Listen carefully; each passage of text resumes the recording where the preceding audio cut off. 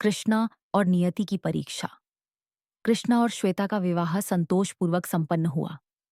विशेष बात यह थी कि श्वेता की बहन रंजना भी उसी गांव में रहती थी जहां श्वेता का ससुराल था। कृष्णा अत्यंत मेहनती और ईमानदार स्वभाव का युवक था। विवाह के बाद किसी कारणवश उसकी सरकारी नौकरी चली गई और इसमें उसका कोई दोष नहीं था। नौकरी वापस पाने के लिए उसने अनेक प्रयास किए, लेकिन हर जगह रिश्वत मांगी जा रही थी और कृष्णा के पास आर्थिक सहारा नहीं था। फिर भी उसने हार नहीं मानी। उसने शिक्षा का अपमान न समझते हुए अनेक प्रकार के काम किए।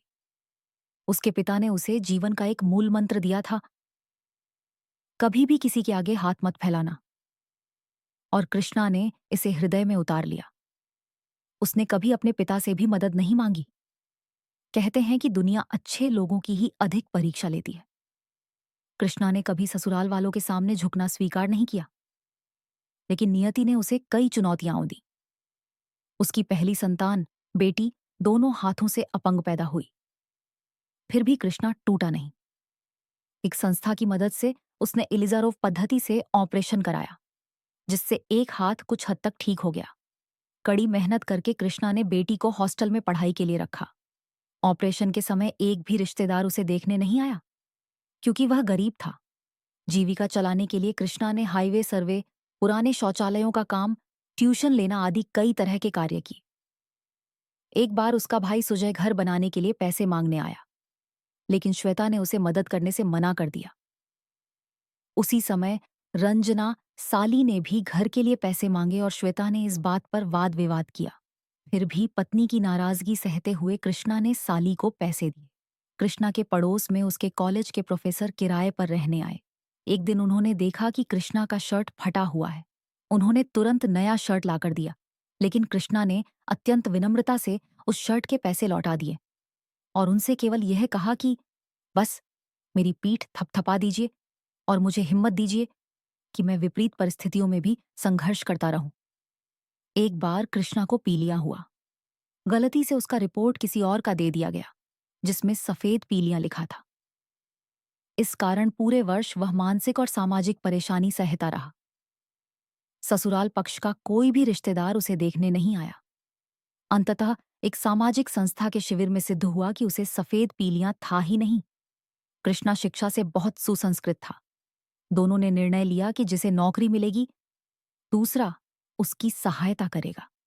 दुर्भाग्यवश नौकरी श्वेता को मिली। कृष्णा ने उसका साथ देते हुए घर का सारा काम, बच्चों की देखभाल और खाना बनाना संभाला। एक बार उसका चचेरा साला रघुनाथ घर आया। कृष्णा ने अतिथि देवो भव मानकर स्वयं भूखा रहकर भी उसे समुद्र तट और अन्य दर्शनीय स्थलों पर घुमाया। करोड़पति घराने का रघुनाथ एक पैसा भी नहीं लाया, उल्टा कृष्णा से ही ब्लेड, फोन कॉल और अन्य खर्च कराए।